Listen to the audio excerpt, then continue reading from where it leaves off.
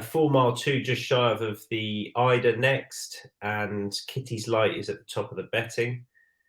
Unsurprisingly, I guess back up a jump off the run last time. Kitty's Light 3.5, Sam's Adventure 7.5, 9.0 the Galloping Bear, Bavington Bob is 9.0, 10 for Eva's Oscar, and slightly bigger prices thereafter, going down a good bit to fair old prices, including my selection, which we'll come to. First of all, I'm interested in the Kitty's Light case. Charlie, you could lead us off, just because I don't know, he hasn't won for nearly 2 years.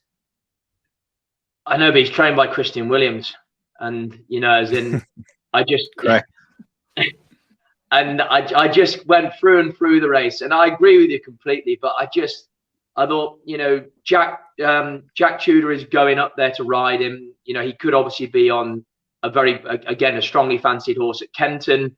I think he was second or place in the Scottish National behind Win My Wings, off a mark in the high 140s or mid 140s. He's off 132 today.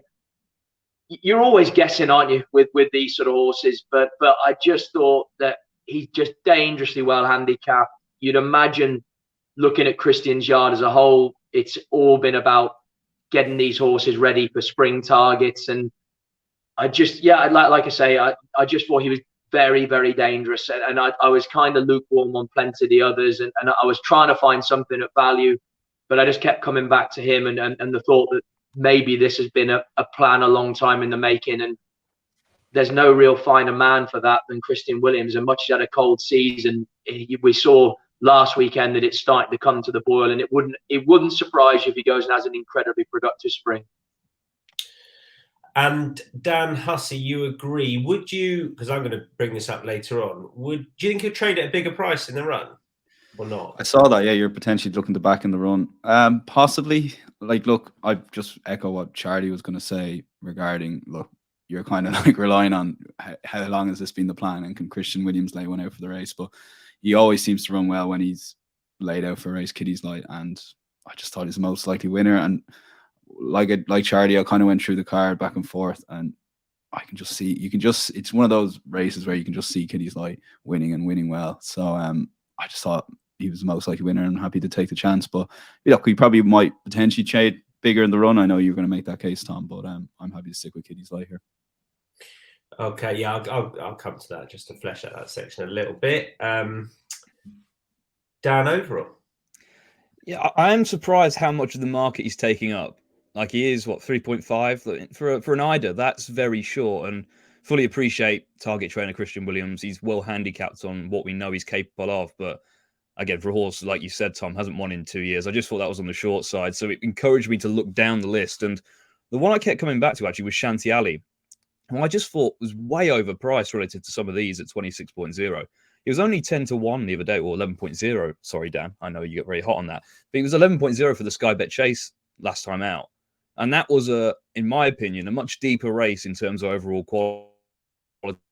Free was coming in the back of it on a roll. Garlaw was in there. Like, it was a quality-wise better than this race, which is, considering it's an Eider, like, it's a fairly few exposed types really taking this market up.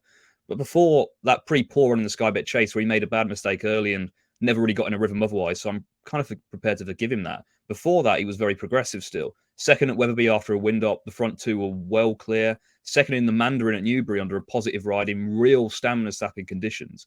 Like, that was a performance of a horse who would really appreciate a real test of stamina like he's going to get here. He's still £4 below his career high mark, which when he ran off that on his only chance, he was only beaten 2 lengths at Uttoxeter last spring.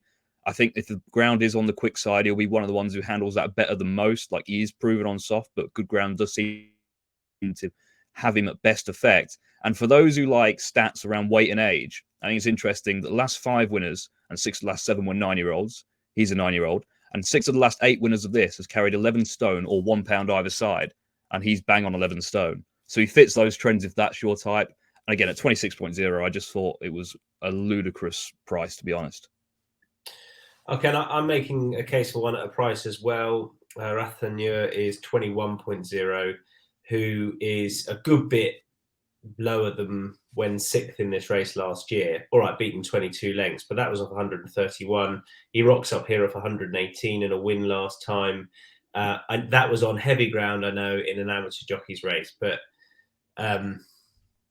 Rose Dobbin's been in pretty good nick this year, and at the prices win and place, I can definitely see him going a couple of places better than last time. Certainly off the best part of a stone, lower in the handicap. And there were a few at bigger prices I could buy. I was half tempted by Mighty Thunder at a massive price. Claimers have done quite well in this race, and Lucinda Russell's banging form, but then the horse isn't. So anyway, I came down on Rathenier, win and place. But as I'll suggest later, I thought I might put in an ask for Kitty's Light at a bigger price in the run.